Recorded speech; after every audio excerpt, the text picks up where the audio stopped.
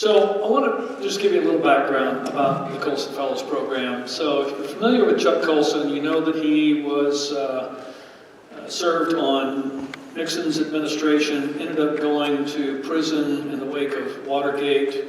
Prior to entering prison, came to faith in Christ, experienced a pretty radical conversion. And, Chuck Colson, by his own definition, was a brutal and vicious political operative that he was notorious in D.C. People were terrified of Chuck Colson, because if he set his sights on you, you were done.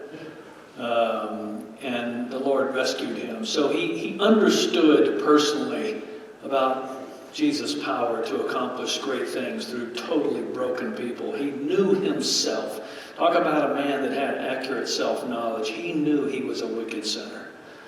And he, because of his work in the prisons, he founded Prison Fellowship Ministry, and which is still the largest prison ministry in the world today. And while he was working with inmates in the prisons, he began to realize that many of the decisions that led people into prison had their origin upstream in culture. That it was from culture that they imbibed their worldview. And it's where most of us, if we're not intentional, it's where we derive our worldview. It's like osmosis. It's the air that we breathe. It's the fish in the water. We're not aware of it. But it's communicating to us. It's training us and it's teaching us. And we have to be very intentional in stepping out of that as Christians to ensure that we possess and grasp a thoroughly Christian worldview. And so he started the Colson Fellows program. It began as the Centurions program. And the goal was to really, help people that were in the commanding heights of leadership, Christians, know how to think Christianly about everything, about economics, about politics, about science, about art, about beauty, because Christianity has something meaningful and substantive to say about all categories of life. Because again, we're called to be culture creators. But if we don't know how to create culture, if we don't know the kind of culture that God wants created, then we're not equipped to do what we're called to do. And so he started the Colson Fellows program, and when he did, this was really the question that we were addressing. How does God restore a broken culture? It was evident, way back in the early 20th century that our culture has making a change and moving in a direction that was away from its historic moorings in Christianity. Christendom is over. It's gone. It does not exist anymore. We live in a post-Christendom era. We live in a post-Christian era. And now we live in a post-truth era. There is no truth. Truth has been relativized, and it's very difficult to advance any particular truth claim, because if you do, you're immediately categorized as an oppressor. You're one of those. So this is where we were. Increasingly, this is the question that we're forced to ask. How do we live faithful in a culture that is increasingly hostile to Christianity? And as Dave said, it's how do we understand the times in which we live and know what to do? This is the question that the Christian finds himself or herself increasingly confronted with. How now shall I live in light of all that's going on? And this prompts a lot of questions, and it begs, the question, what is the solution? And I think for many in the church, there's a great deal of confusion. I think some of it originates in some of what I've shared earlier. We don't really understand the story into which we've been invited, and thus we don't know our place in that story. So we need to recover an understanding of the full orb gospel of the kingdom and the mission of God, the missio Dei. What is it exactly that God is doing? Where is he taking the world? Because the Bible is one continuous story. It begins in Genesis, it concludes in Revelation. We tend not to read it as a story anymore. That's probably another area. We don't know how to read the Bible anymore. We break it up in bits and pieces, and as Francis Schaeffer said, we're very familiar with the particulars, but we don't know the whole. It's kind of where we are. we're in trouble. So we've got to connect things back together. So we find ourselves looking for solutions. We're deeply and rightly concerned about the state and direction of our culture. We should be. We absolutely should be. And we want answers. And unfortunately, you know, is this the solution? No. You know? Is our government, is the Constitution, is, you know, liberty, democracy, republicanism, all these things, is this our hope and our salvation? Of course not. Are these goods? Yes. But they're not our hope and our salvation, are they? And we have to be careful not to conflate the two, being Christian and being American or being conservative or whatever political persuasion we might be. So that offers us no hope. You know, just getting angry, you know, outrage is not a strategy. And many in the church are outraged. Rightfully so. I share that outrage. I'm so angry at some of the things I see occurring in our culture. And every day, you know, when you read the newspaper, if you dare to do such things, because it's usually not a source of great encouragement, you're concerned. You're angry. You know, you just think, can we get any more stupid? You know, really? We don't even know males from females anymore? Oh my goodness. So what is the solution? And this is where we get into this idea of worldview. Abraham Kuyper, who was a theologian, newspaper editor, and prime minister of the Netherlands, once wrote, "If the battle is to be fought with honor and with a hope of victory," and he's talking about the battle in the world, "then principle must be arrayed against principle. Then it must be felt that in modernism," and when he means modernism, he's talking about all of those ideas that emanate from the Enlightenment. Because the Enlightenment has shaped the world in which we live. It's shaped us in ways that we are unaware. And it's shifted the way we understand truth. It's shifted our epistemology. We've gone from the Augustinian conception that I believe in order to understand to I must understand in order to believe. We've become empiricists. So this is what modernism is. Modernism is this idea that man is the measure of all things. The modernist mantra is, if we can send a man to the moon, then fill in the blank. In other words, man thinks he can do everything. Think about the 20th century. So he's writing at the turn of the 20th century, in the late 1900s, early 20th century, and this is the beginning of the humanist century. That man is the measure of all things. Man is going to solve all the problems that those Christians said were the result of sin. They're not the result of sin, they're the result of ignorance. And we're going to solve them. Remember the Titanic, 1912? Even God could not sink her. This was the attitude. Well, not a smart thing to say. But on and on and on. Man will solve all the problems of the world. We won't have wars. We won't have disease. Well, how ironic that the 20th century becomes the bloodiest century in the history of the world. Man, we unleashed warfare the likes of which the world has never seen before. All in the name of humanism. Wow. So that's what he's talking about. He's talking about this whole new worldview that has taken over the West. And he says, it must be felt that in modernism, in that worldview, the vast energy of an all-embracing life system assails us. If that's true, then we have to take our stand in a life system of equally comprehensive and far-reaching power, the Christian life and worldview, which is the true life and worldview. And Chuck put it this way, that genuine Christianity is much more than a relationship with Jesus as expressed in personal piety, church attendance, Bible study, and works of charity. It's more than discipleship. It's more than believing a system of doctrines about God. Genuine Christianity is a way of seeing understanding and comprehending all of reality from the perspective of the one who has brought all of reality into being, God. So as I said earlier, the Bible is a worldview book. It tells us where we've come from, what's gone wrong with the world, and what the solution is. It's a worldview book. And it's a comprehensive worldview. It's the only worldview that actually operates in a way consistent with reality.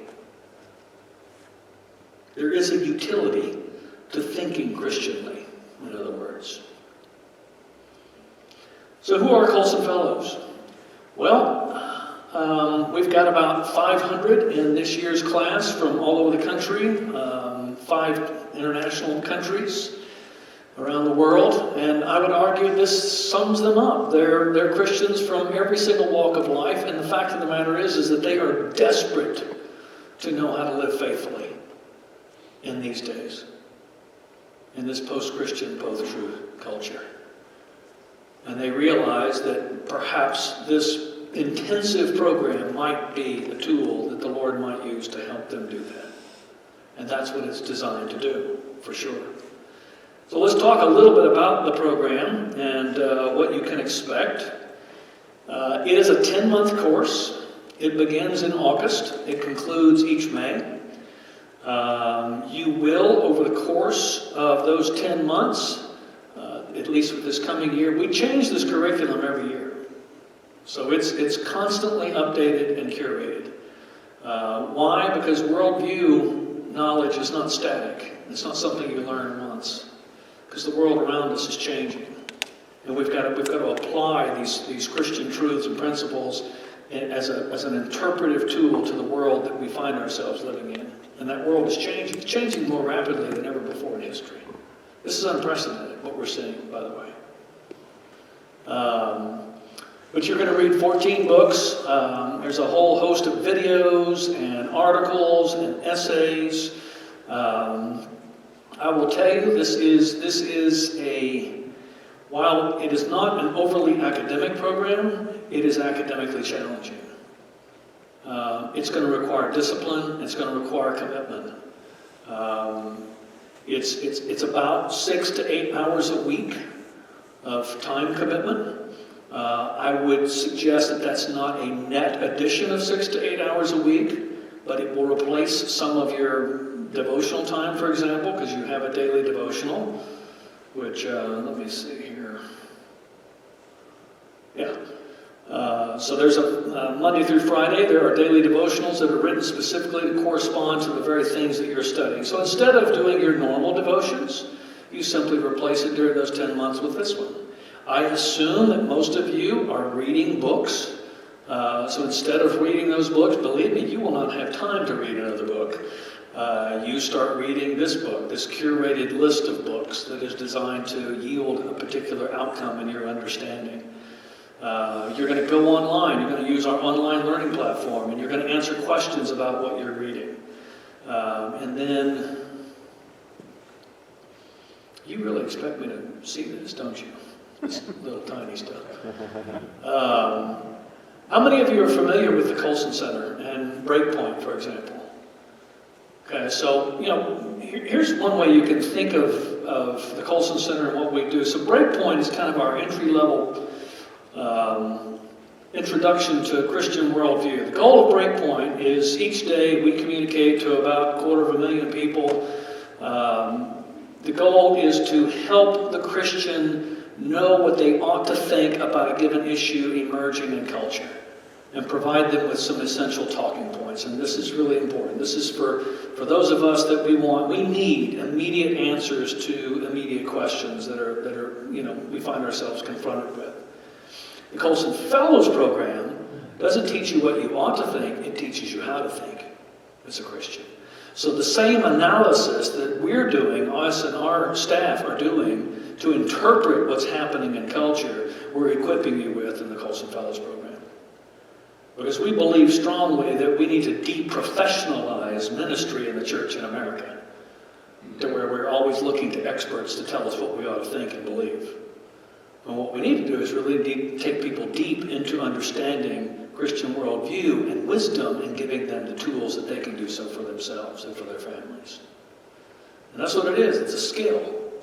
It's a very practical skill.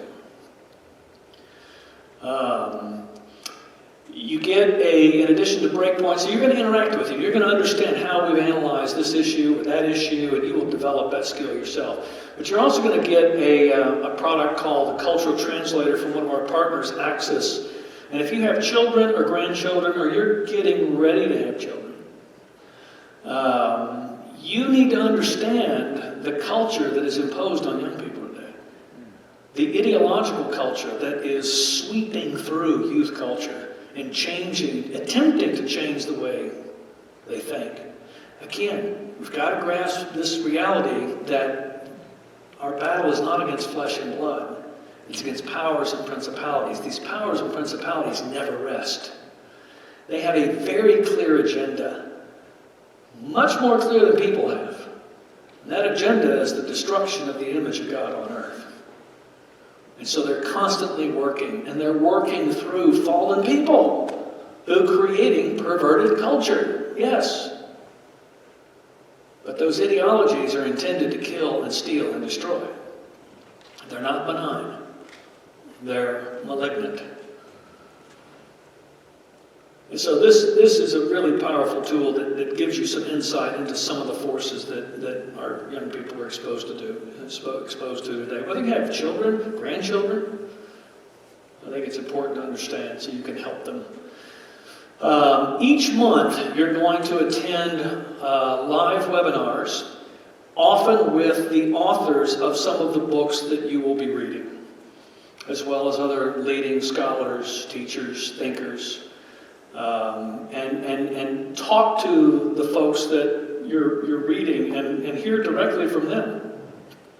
Greater insights into what they meant, what they think are the issues, how they might change their book. You can ask them questions, you interact with them. And again, it's just a very lively interaction that you are invited into, which is a great way of reading a book. A lot of folks will read a book, for example, and say, I don't quite grasp the whole thing. Well, when you meet monthly, that's one of the things that you're doing, is you're processing what you're learning and what you're reading in community each and every month. And this helps deepen your understanding of what you're reading. And let me just tell you that when you enter into the study of challenging books, especially, and you get some help in navigating their meaning, you're just all that much more equipped to go to the next level of reading even more challenging books. Because you're building a foundation of knowledge that now I know what that concept is. And now I see that concept being articulated here. And I recognize it. So this is how knowledge comes. We learn in community. We learn quite effectively in community. So that's why we have the cohort model. So here in Philadelphia, you're going to be meeting physically, I hope.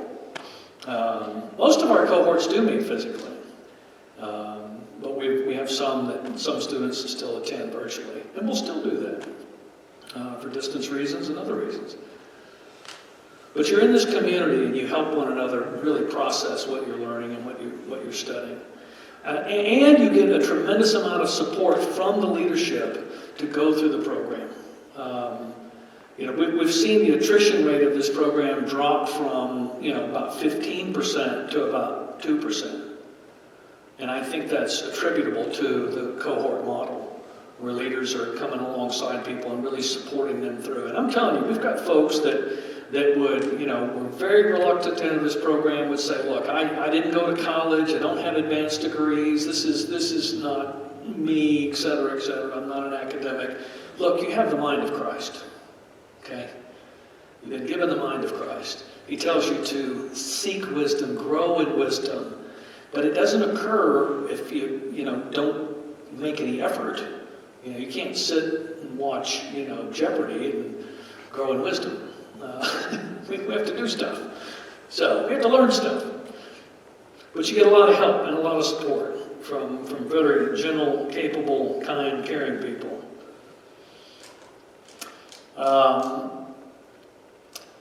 There is an emphasis on, again, this is not learning for learning's sake. This is learning to put it into practice. So you can put it into practice. So there's two features of the program that make it unique. Chuck was a big believer in this. One, that if you could teach something, you were going to learn it. That teaching it would make you learn it. So there's a teaching practicum. So you're going to take an element of something you've learned. You get to choose. And you're going to design, maybe it's a 5-session course or a 10-session course or whatever you want, or presentation. That may be to your family, it may be to your Sunday school class, your Bible study class, small group, whatever, where you're teaching one of these worldview concepts, something, again, that you're grasping, that you want to impart to others. Because I think one of the challenges here is, we've talked about how this is all about changing culture. Well, we can't change the culture without a transformed church. So some of what you may be doing is talking to your fellow churchmen and women about, hey, let me tell you something that I'm learning. And bringing them into a deeper understanding, creating some curiosity in them. And then there's the 3-year plan. So what we want to do is we want to challenge you, we want to help you think about, now that you've learned what you've learned, how can I put this into practice in my respective sphere of influence? And again, that's large and small. It doesn't have to be grand, it doesn't have to be world-changing. I will tell you, we've got a couple people here who are going through the program right now. Would I be correct in describing this program as transformational? Absolutely. Yeah. Absolutely. It changes everything about how we think about this Jesus and what he wants us to do. And it gives us the tools to go and do it with effect, with ability, with capability. And we need this. We need this now more than ever. So you need to think about, you're going to get lots of help with, how do I apply this? How do I put this into practice? And then upon commissioning, you're going to join this ever-increasing network of people called Colson Fellows from around the world. And it's growing each and every year, and I think it's growing in part because more and more people are wanting to understand the times in which they live and know what to do. But we keep this network connected through our alumni network. And they enjoy a lifetime of benefits, because one of the things that we always say is that once you're a Colson Fellow, you're always a Colson Fellow. You become part of the Colson family. This is a movement, if you will. I liken it to a modern monastic movement. And if you're familiar with the early monastic movement, following the fall of the Roman Empire, and the church is scattered, and civilization is destroyed, we even lose the written language. Do you realize that? We return to oral cultures following the collapse of the Roman Empire. It's what scholars pejoratively refer to as the Dark Age. It was actually the rise of the church. But it was the monastic system, these small gatherings of Christian thinkers, that preserved the Christian faith and tradition and would go on to transmit it to subsequent generations that would then rebuild civilization and build the most successful civilization the world has ever seen. And it took hundreds of years. That may be our moment. That may be our moment. And so it's gathering Christians together and creating space for Christians to gather and wrestle with the really hard questions of our day. How do I live in the face of this? What do I do when I'm at work and they want me to sign some document saying I give assent to their theory or their orthodoxy with regard to human sexuality? Do I sign that? Do I publicly swear my allegiance to that? Do I give assent and say, yes, I believe that to keep my job? Or do I not? How do I know? These are the questions. These are one of many that we're going to be facing. Already are facing. So here are the books that we will be reading next year.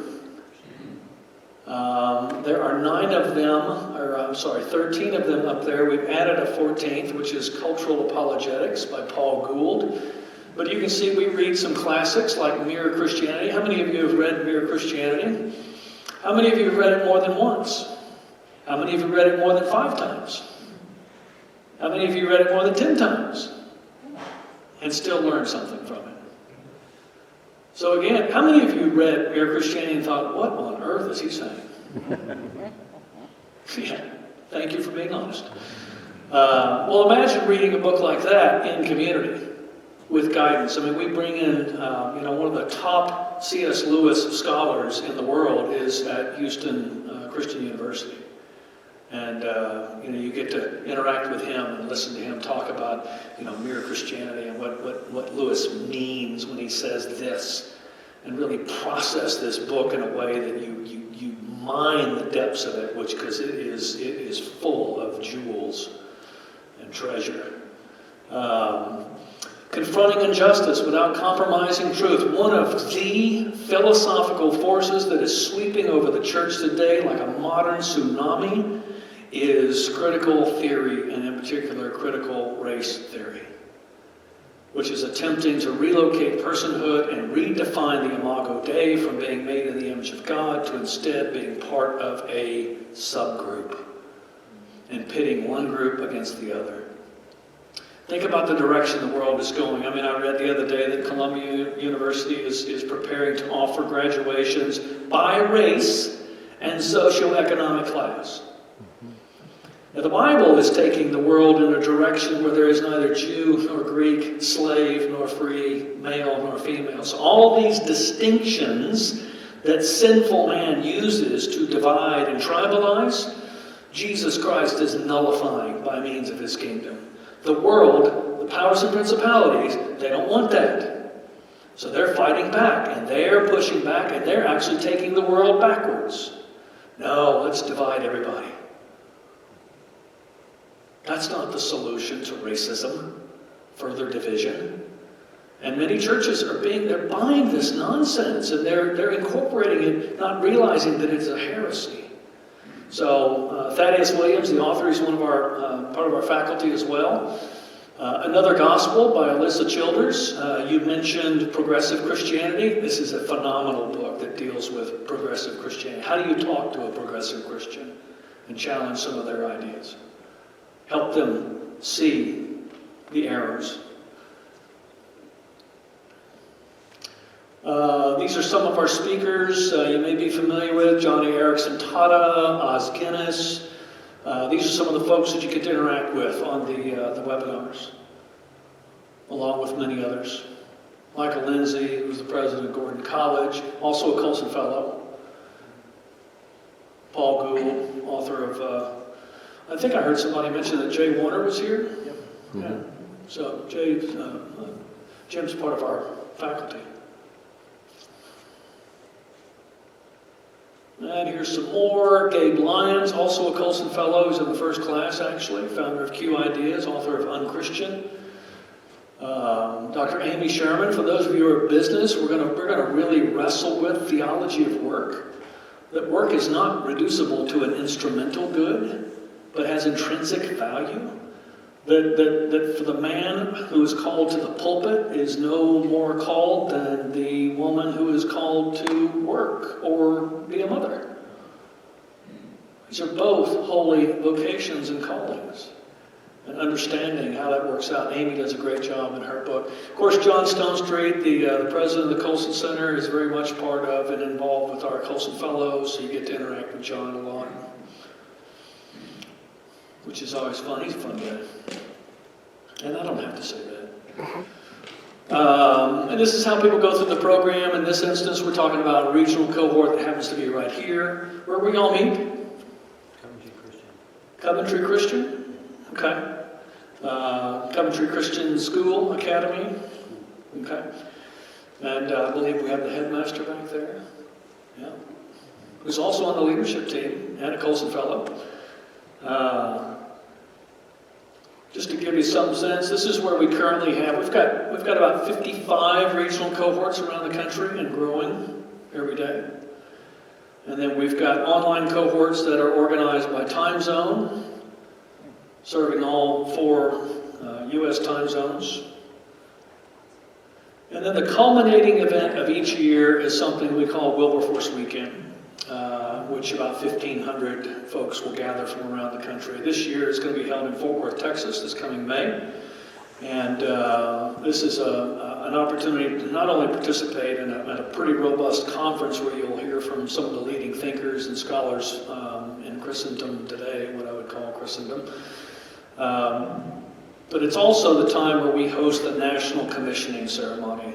You do not graduate from the Colson Fellows Program. You are commissioned in the Colson Fellows Program to go out, to go forth, to make a difference. If you know Chuck, he was a Marine. He was the youngest infantry officer in Vietnam. And he was a big believer in, you're not done, you're just starting.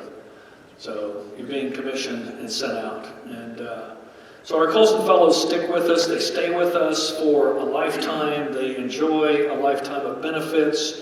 We offer a number of products that are free for life for Colson Fellows, such as we have what we call short courses, which are 4-part courses that occur 6 times a year.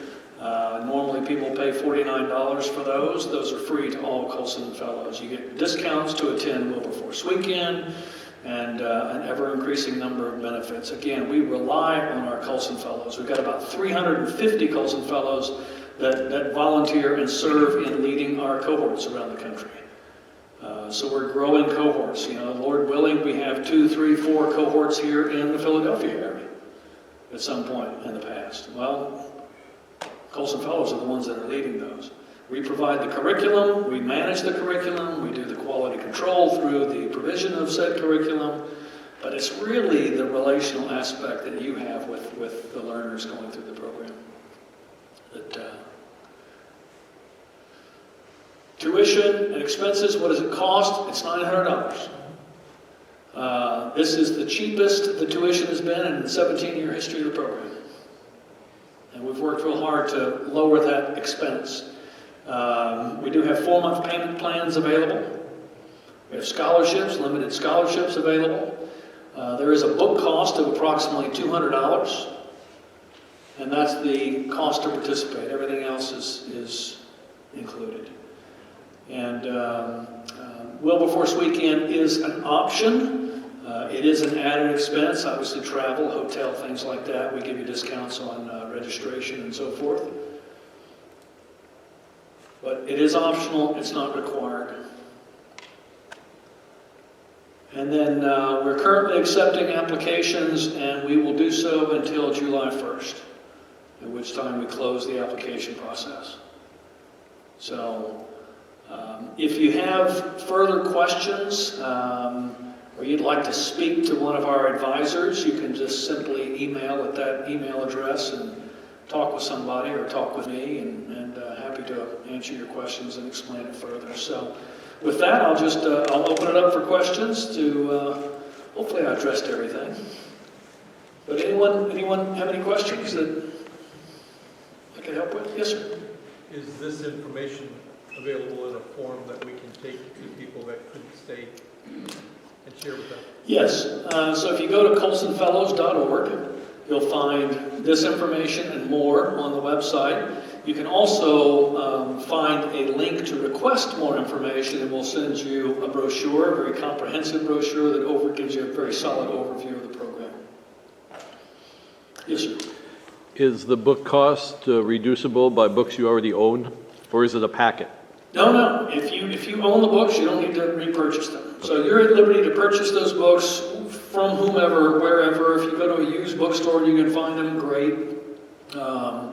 That $200 cost is the average cost based on new books available from Amazon. Yes, sir. So you talk about upon like the commissioning or towards the end of the course about the 3-year plan and the teaching opportunity. So, once the requirements of the class is fulfilled, what are some of the things that you're seeing some of the alumni really go into? Are you finding that alumni are creating discipleship or ministry opportunities, or are you finding your numbers say, hey, you know what? Yeah, they came, they're alumni, and now they've just, they're Yeah. Christians, you know, have a Christian perspective in a secular world, but they're just Yeah. going about their lives, or? Yeah, that's a great question. So we've seen some amazing fruit come from this program. I mentioned earlier Gabe Lyons, and he has a very large national ministry called Q Ideas, in which he hosts these forums that include unbelievers. And they wrestle with some of these questions from a consciously Christian perspective in the presence of non-believers and with non-believers. Very successful, particularly among young people, and that was his 3-year plan. Starting that ministry was his 3-year plan. We've got another couple in Los Angeles that he came out of the business world and really had a heart to enlarge the vision of business leaders to understand how their contributions in business can and should, in fact, contribute to the advancement of God's rule and reign upon the earth, God's kingdom come into the world. Because, you know, we will be working in the new heaven and the new earth. You get that, right? It's not going to be retirement. We will continue to fulfill the cultural mandate and the restoration of all things. And so they created a program, and it's now their full-time ministry, to where they bring CEOs into this experience whereby they train them to think theologically about economics and business and the good of business, the moral imperative of markets, and things like that. We've got people that have started rescue ministries for women in the sex trade.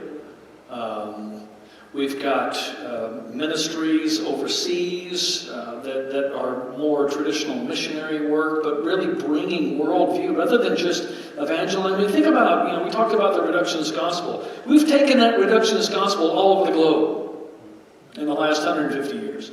Which is why you see no cultural change in many of these countries. They still live in poverty. They still live without electricity. As if God doesn't care about that. But He does. We have all these benefits because we were the recipients of this robust Christian worldview. So they take this into the mission field, the foreign mission field, and they're beginning to do community development in a consciously Christian way. The same with inner city ministries. We've seen a number of inner city ministries that have been birthed out of these larger ideas of holistic, redemptive approach to poverty and the poor. So yes, we've had I would say that the vast majority of our graduates, our commissioned Colson Fellows, go out and do amazing things in an amazing array of fields of endeavor. Academia, the sciences, the arts, everything. So yeah, they get pressed pretty hard for that. You got to do. You got to know, and you got to do. So,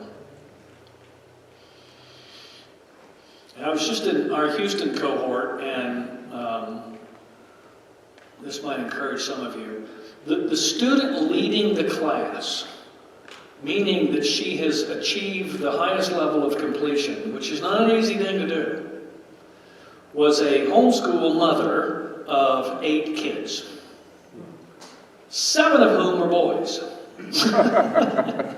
I'm going, thanks. Do not get in her way.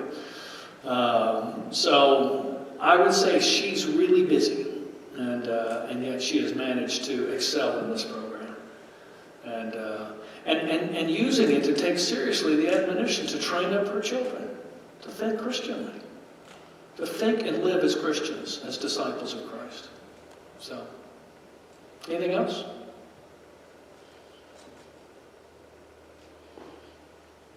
Look at that. I finished on time. It's 12 o'clock. Very good, exactly 12. One of the